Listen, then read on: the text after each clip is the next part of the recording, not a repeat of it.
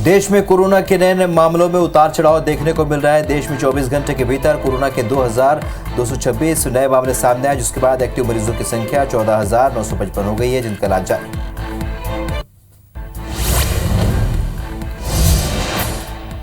Reserve bank ने सभी बैंकों से कहा है कि वे अपने एटीएम पर कॉर्डलेस कैश विड्रॉ की सुविधा दें। आरबीआई ने इसके लिए एक सर्कुलर जारी किया है। इस फैसिलिटी से बिना कार्ड के किसी भी एटीएम से पैसे निकाले जा सकेंगे। उसके लिए सिर्फ यूपीआई की जरूरत होगी और बस आपको मोबाइल पिन जनरेट करना होगा। ट्रांजैक्शन लिमिट 5,000 की।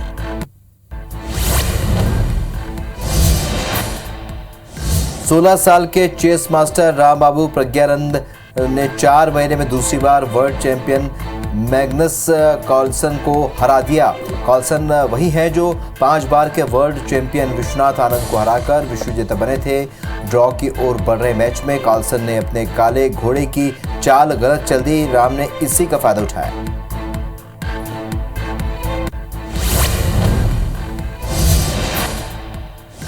आईपीएल 2022 लीग स्टेज का आखिरी और 70वां मैच सनराइजर्स हैदराबाद और पंजाब किंग्स के बीच खेला जाएगा। ये मुकाबला दोनों ही टीमों के बीच आखिरी मैच है और इसी मैच में हार और जीत के साथ दोनों टीमों के आईपीएल 2022 का सफर का अंत हो जाएगा। बेंगलुरु ने गुजरात के खिलाफ जीत दर्ज करते हुए प्लेऑफ की रेस में जगह बना ली।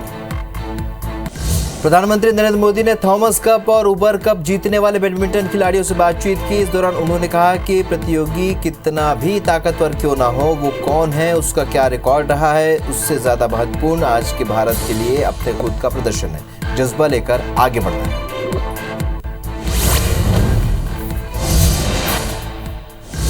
यूपी के सिद्धार्थनगर के नौगढ़ बांसी रोड पर कटिया गांव के पास भीषण हादसा हो गया। एक तेज रफ्तार बोलेरो ने सड़क के किनारे खराब खड़े ट्रेलर में पीछे से टक्कर मार दी। बोलेरो में बाराती भरे हुए थे। हादसे में 8 लोगों की मौके पर ही मौत हो गई, जबकि 3 घायल हो गए।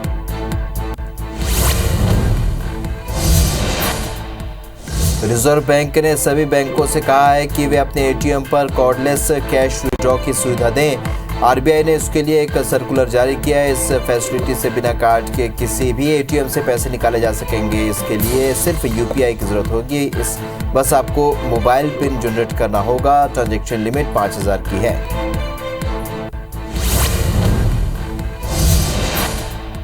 देश में कोरोना के नए मामलों में उतार चढ़ाव देखने को मिल रहा है। देश में 24 घंटे के भीतर कोरोना के 2,226 नए मामले सामने आए, जिसके बाद एक्टिव मरीजों की संख्या अब 14,955 हो गई, जिनका इलाज जारी।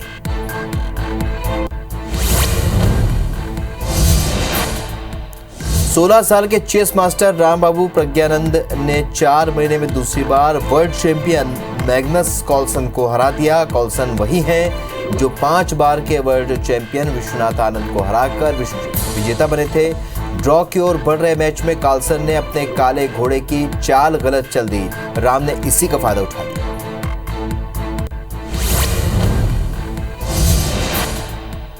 आईपीएल 2022 लीग स्टेज का आखिरी और 70वां मैच सनराइजर्स हैदराबाद और पंजाब किंग्स के बीच खेला जाएगा। ये मुकाबला दोनों ही टीमों के लिए आखिरी मैच है और इसी मैच में हार और जीत के साथ दोनों टीमों के आईपीएल 2022 सफर का अंत हो जाएगा। बेंगलुरु ने गुजरात के खिलाफ जीत दर्ज करते हुए प्लेऑफ की रेस से जगह बना ली।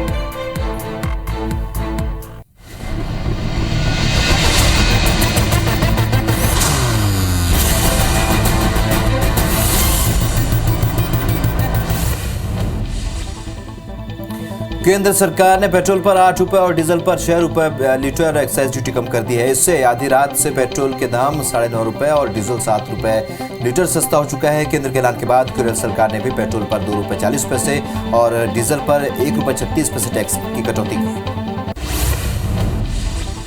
पेट्रोल डीजल पर लगने वाली एक्साइज ड्यूटी कम करने के साथ ही एलपीजी के दाम में भी कटौती की गई है। वित्त मंत्री निर्मला सीतारमण ने 200 रुपए प्रति गैस सिलेंडर की सब्सिडी का ऐलान किया। हालांकि ये सब्सिडी प्रधानमंत्री उज्ज्वला योजना के उपभोक्ताओं को ही मिलेगी। पीएम नरेंद्र मोदी ने फैसले पर ट्वीट कर कहा, हमारे लिए हमेशा ही लोग पहले होते हैं। ये फैसले विशेष रूप से पेट्रोल और डीजल की कीमतों में उल्लेखनीय कमी से विभिन्न क्षेत्रों पर सकारात्मक प्रभाव डालेंगे।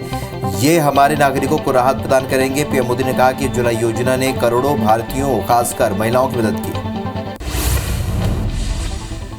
मध्य प्रदेश के मुख्यमंत्री शिवराज सिंह चौहान ने इस एक बड़ी कटौती के लिए पीएम मोदी का आभार जताया। पेट्रोल डीजल की कीमत कम होने पर आम लोगों ने इसे राहत देने वाला कदम बताया। इससे पहले भी केंद्र सरकार ने 3 नवंबर 2021 को पेट्रोल पर 10 रुपये प्रति लीटर और डीजल पर 5 रुपये प्रति लीटर एक्साइज ड्यूटी कम की थी।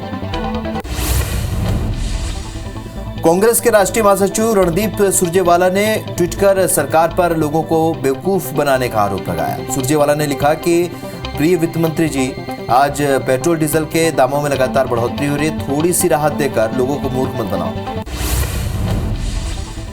लंदन के कैम्ब्रिज यूनिवर्सिटी में आइडियाज ऑफ इंडिया सेमिनार में राहुल गांधी ने केंद्र सरकार पर बड़ा आरोप लगाया। राहुल ने कहा कि चीन ने लद्दाख और डोकलाम में यूक्रेन जैसे हालात कर दिए हैं, लेकिन सरकार इस पर एक्शन नहीं ले रही है। राहुल ने कहा कि सरकार इस मसले पर बोलने से भी डरती है।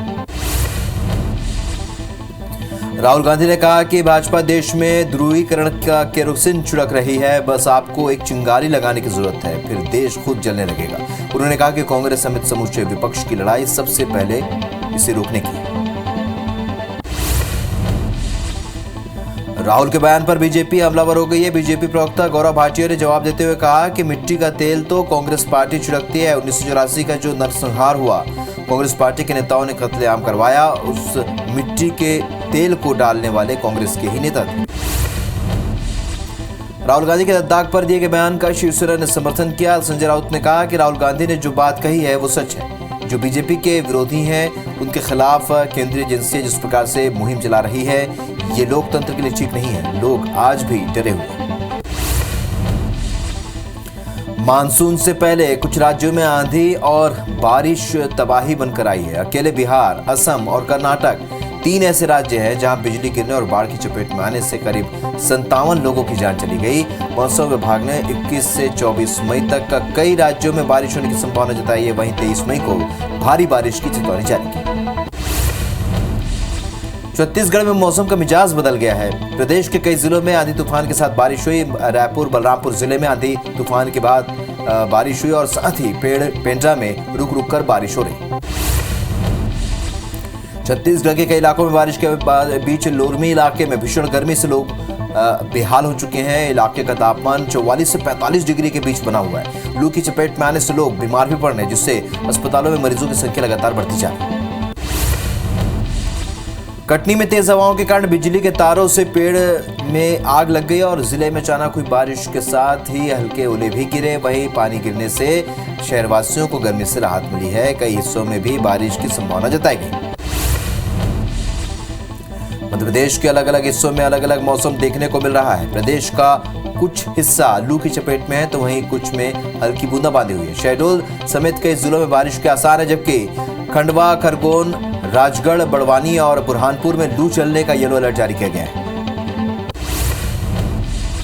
सीएम भूपेश बघेल आज बालोद और धमतरी जिले के दौरे पर रहेंगे। सीएम बालोद में निषाद समाज के वार्षिक अधिवेशन में शामिल होंगे। वहीं धमतरी के तेलिन सत्ती गांव में आयोजित कर्मा महोत्सव में शामिल होंगे। पूर्व मुख्यमंत्री कमलनाथ आज छिंदवाड़ा जिले के दौरे पर रहेंगे। वे आज सुबह 11 बजे छिंदवाड़ा पहुंचेंगे, जहां कई स्थानीय कार्यक्रमों में शामिल होंगे। साथ ही कांग्रेस के नेता और कार्यकर्ताओं से भी मुलाकात करेंगे। मध्य प्रदेश में कांग्रेस ने पंचायत चुनाव की तैयारियां तेज कर दी हैं और इसी कड़ी में कांग्रेस ने संभाग प्रभारी घोषित किए हैं। ग्वालियर चंबल में अशोक सिंह, सागर में लखन घनघोरिया, रीवा में प्रताप भानु शर्मा, जबलपुर में एनपी प्रजापति, शहडोल में तरुण भनोट और भोपाल में पीसी शर्मा को जिम्मेदारी दी गई है। साथ ही सभी नेताओं को तत्काल प्रभाव से जिलों में जाने के निर्देश दिए गए। बीजेपी प्रदेश अध्यक्ष बदले जाने के सवाल पर रमन सिंह का बयान सामने आया है। उन्होंने कहा है कि प्रदेश अध्यक्ष बनने की इच्छा सबकी होती है, सभी मन में इच्छा पाले कपड़े भी सिलवाए हुए हैं। आईबीएस 24 के खुलासे पर सीएम भूपेश बघेल का बयान सामने आया। उन्होंने कहा कि आम जनता में सरकार के प्रति नाराजगी नहीं है। छत्तीसगढ़ में नक्सली बहुत पीछे चले गए हैं, हो सकता है वो मध्य प्रदेश की तरफ पलायन कर रहे हैं। बीजापुर के पांडे मुर्गा में आईडी ब्लास्ट हुआ और इस ब्लास्ट में एक जवान घायल हो गया। बताया जा रहा है कि सभी जवान एरिया डोमिनेशन पर निकले थे और वहीं घायल जवान को दंतेवाड़ा के लिए रेफर कर दिया गया। जबलपुर में आईटीबीपी कांस्टेबल भर्ती दौड़ में एक युवक की मौत हो गई। बताया जा रहा है कि युवक दौड़ लगाते समय अचानक गिर गया और फिर दोबारा नहीं उठ पाया। मृतक प्रभु दयाल बालाघाट का रहने वाला था, जो कि आईटीबीपी कैंप में भर्ती दौड़ में शामिल होने के लिए गया था। ग्वालियर पहुंचे बीजेपी के महासचिव कैलाश विजयवर्गीय ने ज्ञानवापी मामले पर कहा है कि पहले भी आक्रांताओं ने हमारे एक नहीं बल्कि कई मंदिरों पर हमला किया था, लेकिन पिछली सरकारों में एक विशेष वर्ग को संरक्षण था, लेकिन अब हमारी सरकार आने से देश के लोगों को लग रहा है कि हमारी बात सुनी जा रही है।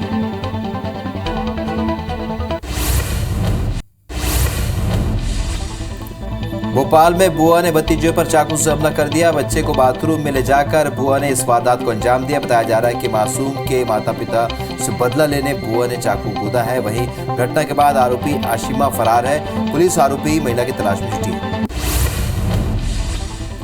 महासमुंद वन परिक्षेत्र में पुलिस ने 4 शिकारियों को गिरफ्तार किया है। पुलिस ने हिरण के शिकार करने पर आरोपियों को पकड़ा। शिकारियों के पास से मृत हिरण भी बरामद हुआ। रायपुर में 50 लाख रुपए की डकैती के मामले का खुलासा हुआ है। पुलिस ने 2 नाबालिग समेत 10 डकैत को गिरफ्तार किया। वहीं घटना में शामिल 3 मास्टरमाइंड देवेंद्र तिहरे, अजय और तिलक फरार हैं, जिनकी तलाश की जा रही। कार्रवाई के दौरान पुलिस ने 8 लाख रुपए नकद समेत 5 बाइक और 5 मोबाइल जब्त किए।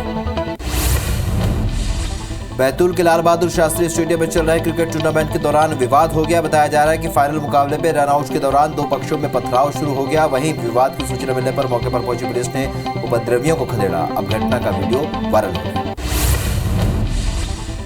सरायपाली पुलिस ने अलग अलग जगहों पर छापेमार कार्रवाई करते हुए 7 तस्करों को गिरफ्तार किया, जिनके पास से लगभग 500 लीटर देसी शराब जब्त की गई है। ये आरोपी महुआ शराब बनाकर जगह जगह तस्करी करते। चित्रकूट के जलप्रपात में छलांग लगाने वाली युवती का 24 घंटे बाद शव मिला। शुक्रवार को युवती ने जलप्रपात में छलांग लगाई थी। उसके बाद एसडीआरएफ की टीम लगातार युवती की तलाश कर रही थी। फिलहाल युवती की पहचान नहीं हो पाई। कोरबा के दर्री थाना क्षेत्र में बीती रात प्लांट रोड केनाल के पास पानी टैंकर की ट्रॉली टूट गई, जिसके कारण तेज रफ्तार से आ रही बाइक उसमें टकरा गई। हादसे में एक बाइक सवार की दर्दनाक मौत हो गई, जबकि दूसरे की हालत गंभीर बनी हुई, जिससे अस्पताल में भर्ती कराया गया। वहीं घटना के बाद पुलिस जांच में जुट गई। जांजगीर चांपा रेलवे स्टेशन क्षेत्र में अवैध रूप से संचालित हो रही दुकानों पर प्रशासन ने बुलडोजर चलाया। दरअसल चांपा रेलवे स्टेशन क्षेत्र में 65 लोगों ने अतिक्रमण करके दुकान बनाया था और इन दुकानों को हटाने के लिए संचालकों को नोटिस भी दिया गया था, लेकिन अवैध अतिक्रमण नहीं हटाया गया। जबलपुर में भी अवैध अतिक्रमण पर प्रशासन ने कार्रवाई की। प्रशासन ने 172 करोड़ रुपए कीमत की सरकारी जमीन को मुक्त कराया। शहर के सिविल लाइन इलाके में स्थित 8 एकड़ से ज्यादा बेशकीमती जमीन पर अवैध कब्जा कर मैरिज हॉल सहित कई दुकानें संचालित हो रही थी, जिसे प्रशासन ने जमींदोज कर दिया। बलरामपुर के मरमर रोड पर पुलिस ने अवैध खाद के साथ एक पिकअप वाहन को पकड़ा है। पूछताछ के बाद पुलिस ने पिकअप वाहन को जब्त कर आगे की कार्रवाई शुरू कर दी है। दरअसल पुलिस को मुखबिर से सूचना मिली थी यूपी से अवैध खाद की बड़ी खेप लाई जा रही है, जिसके बाद घेराबंदी करते हुए पुलिस ने कार्रवाई की। देवास के कोतवाली थाना क्षेत्र में देर रात मार्केट और दवाई दुकान में भीषण आग लग गई। सूचना मिलते ही दमकल विभाग की टीम मौके पर पहुंची, जिन्होंने कई घंटों की मशक्कत के बाद आग पर काबू पाया। वहीं आग लगने की घटना के बाद आसपास के मकानों को भी खाली कराया गया।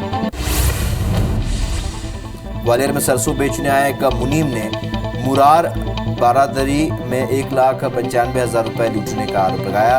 पुलिस को मुनीम ने लूट की वारदात में फंसाने के लिए राम अवतार सिंह गुर्जर का नाम बताया था। मामले की जांच करने पर कहानी झूठी निकली, जिसके बाद पुलिस ने मुनीम को गिरफ्तार कर लिया।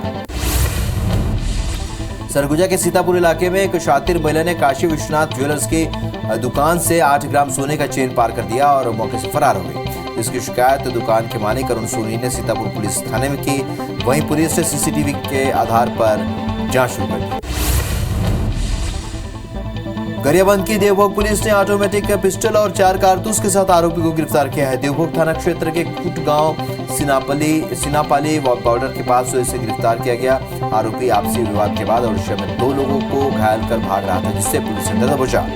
आरोपी उड़ीसा के सिनापाली का रहने वाला है। रीवा जिले के त्यूनी गांव में छिपकली गिरी सब्जी खाने से एक ही परिवार के 5 बच्चे बीमार हो गए। इसके बाद उन्हें संजय गांधी अस्पताल में भर्ती कराया गया, जहां उनकी हालत स्थिर बनी हुई है। बताया जा रहा है कि घर में खाना बनाते समय छिपकली सब्जी में गिर गई थी। जांजगीर की सिटी कोतवाली पुलिस ने दहेज के लिए प्रताड़ित करने वाले फरार 2 महिला सहित 4 आरोपियों को सीपत से गिरफ्तार किया है। मामले में आरोपी पति को पहले ही गिरफ्तार किया गया था। बता दें कि पीड़ित महिला ने ससुराल पक्ष के लोगों पर दहेज प्रताड़ने के लिए रिपोर्ट दर्ज कराई थी।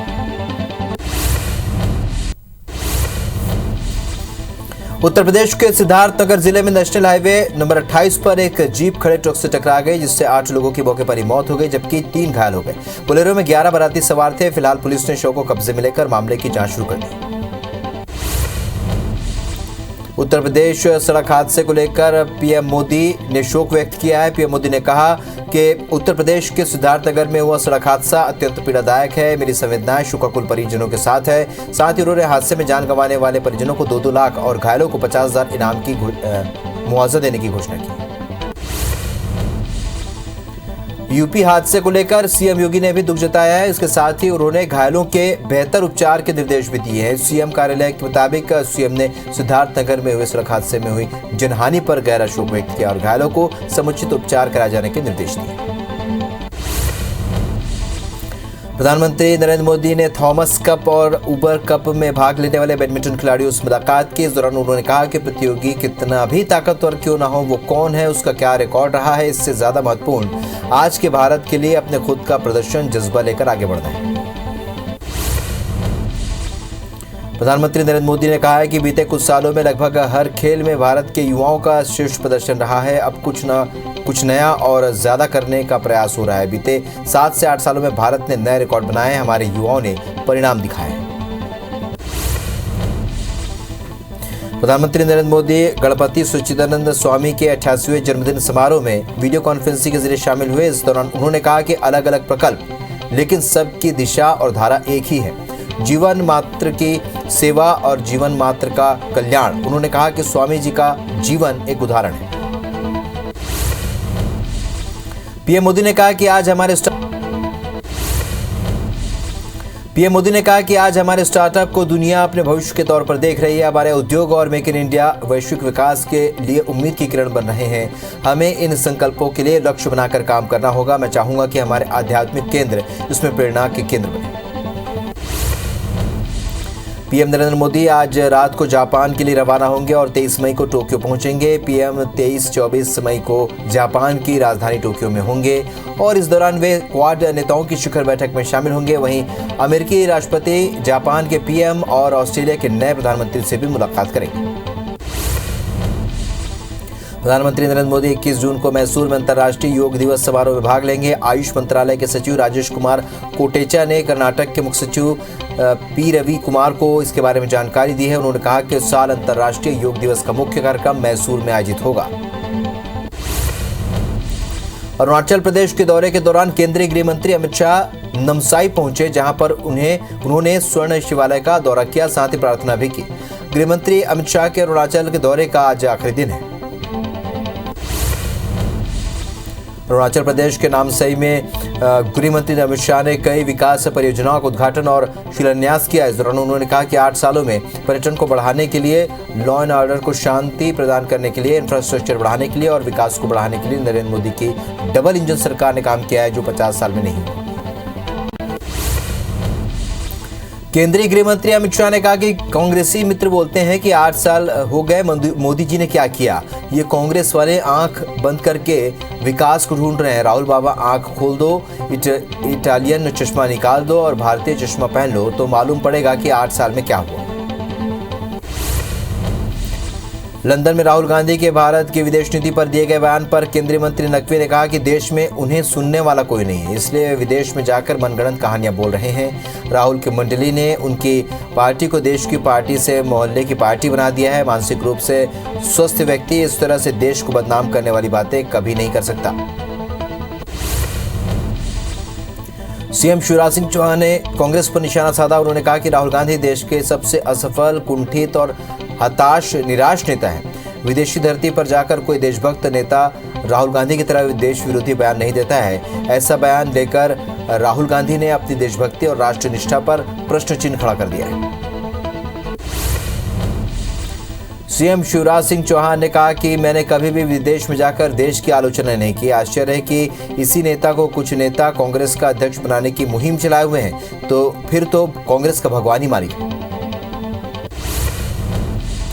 गुजरात के गांधीनगर में कलोल के जीआईडीसी के एक फार्मा कंपनी में आग लग गई। सूचना पर दमकल विभाग की टीम मौके पर पहुंची, जिन्होंने आग पर काबू पाया। वहीं गांधीनगर दमकल सेवा के मुताबिक प्रारंभिक जानकारी के मुताबिक घटना के समय कंपनी परिसर में कोई कर्मचारी मौजूद नहीं था। सूरजपुर के शासकीय उद्यान शिवपुर में आग लग गई और घटना की सूचना मिलते ही दमकल की टीम पहुंची और आग पर काबू पाया। आग लगने से उद्यान के कई पेड़ को नुकसान पहुंचा है। आकाशीय बिजली गिरने से आग लगने की आशंका जताई है। देवास के कोतवाली थाना क्षेत्र में देर रात मार्केट और दवाई दुकान में भीषण आग लग गई। सूचना मिलते दमकल विभाग की टीम मौके पर पहुंची, जिन्होंने कई घंटों की मशक्कत के बाद आग पर काबू पा लिया। वहीं आग लगने की घटना के बाद आसपास के मकानों को भी खाली कराया गया।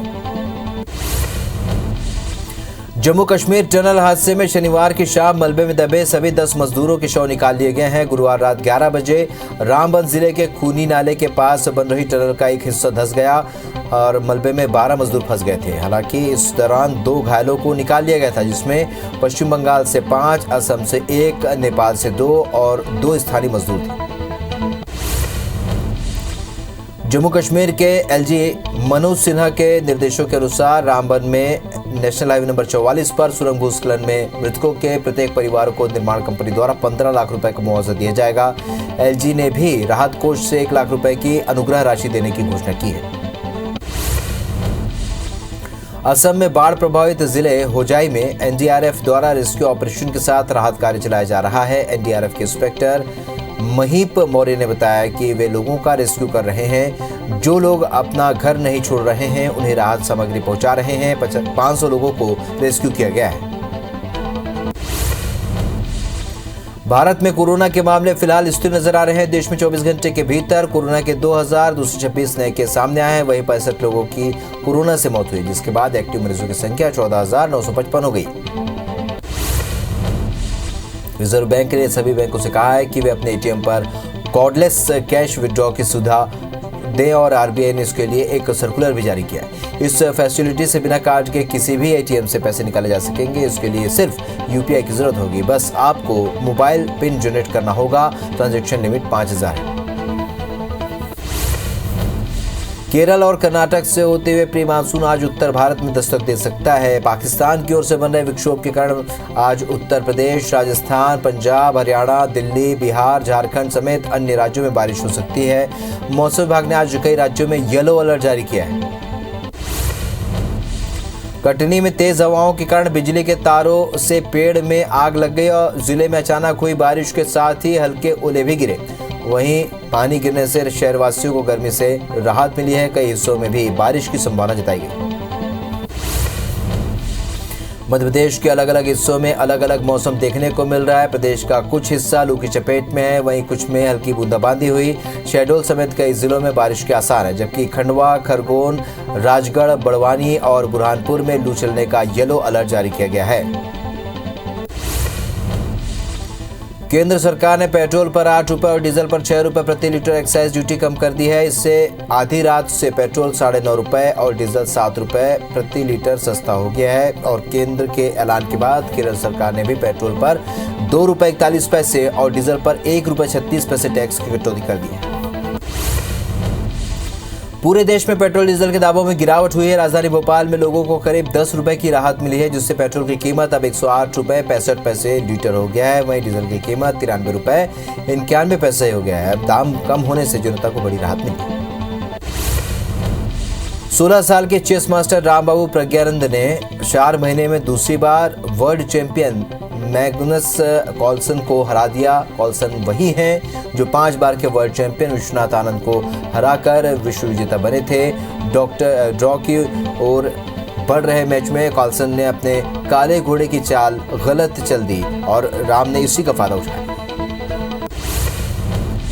आईपीएल में मुंबई ने अपना आखिरी मैच जीतकर दिल्ली का खेल बिगाड़ दिया। दिल्ली ने उसके सामने 160 रनों का टारगेट रखा था। उसे मुंबई से 20 ओवर में उसने हासिल कर लिया। हार के साथ दिल्ली आईपीएल से बाहर हो गई है और बेंगलुरु को प्लेऑफ में जगह मिल गई है। अब 25 मई को होने वाले पहले एलिमिनेटर में बेंगलुरु का मुकाबला लखनऊ से होगा। आईपीएल 2022 लीग स्टेज का आखिरी और 7वां मैच सनराइजर्स हैदराबाद और पंजाब किंग्स के बीच खेला जाएगा। ये मुकाबला दोनों ही टीमों के लिए आखिरी मैच है और इसी मैच में हार और जीत के साथ दोनों टीमों के आईपीएल 2022 के सफर का अंत हो जाएगा।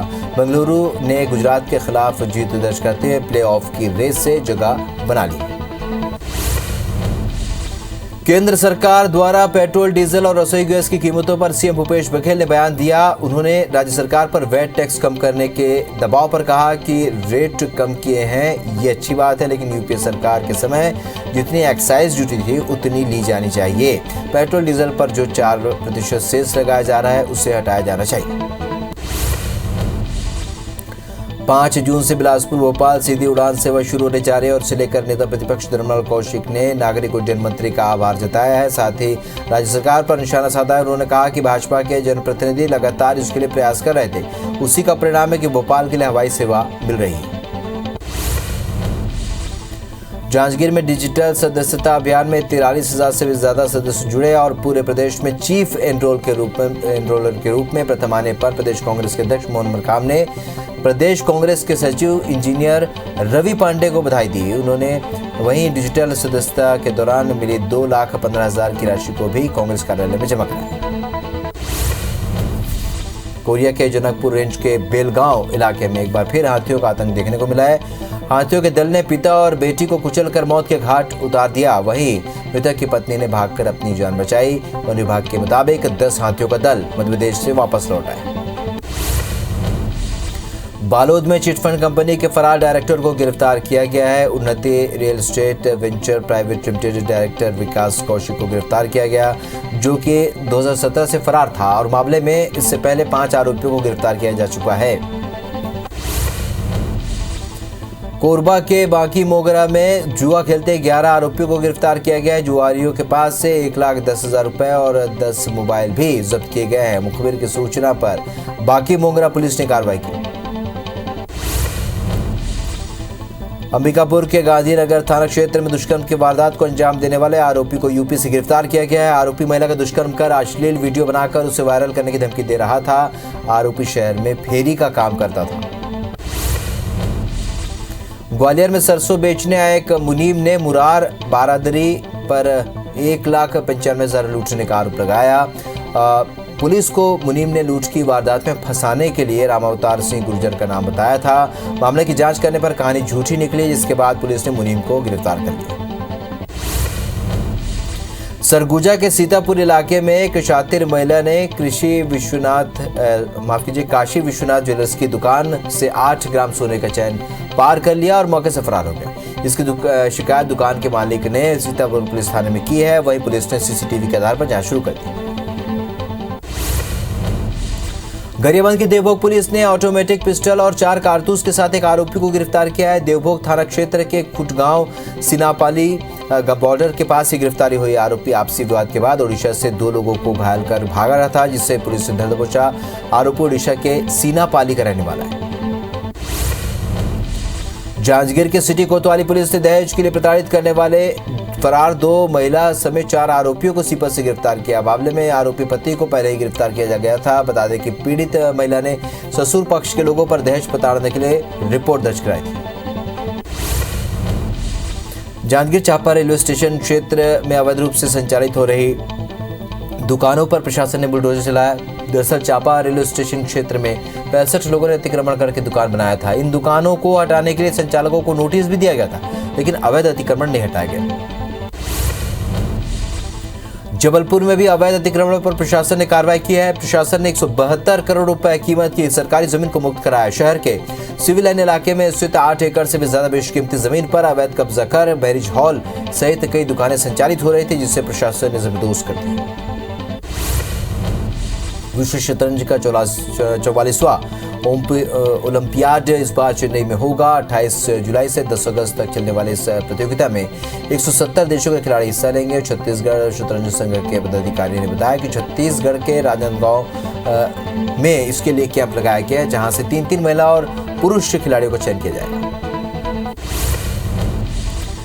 लेबर पार्टी के नेता एंथनी एल्बानीज ऑस्ट्रेलिया के नए प्रधानमंत्री होंगे। उनकी पार्टी अब तक 72 सीटें जीत चुकी है और सत्ता की कुर्सी तक पहुंचने के लिए उसे सिर्फ 4 और सीटों पर यानी 76 के आंकड़े की जरूरत है। ये 2007 के बाद लेबर पार्टी की पहली जीत है।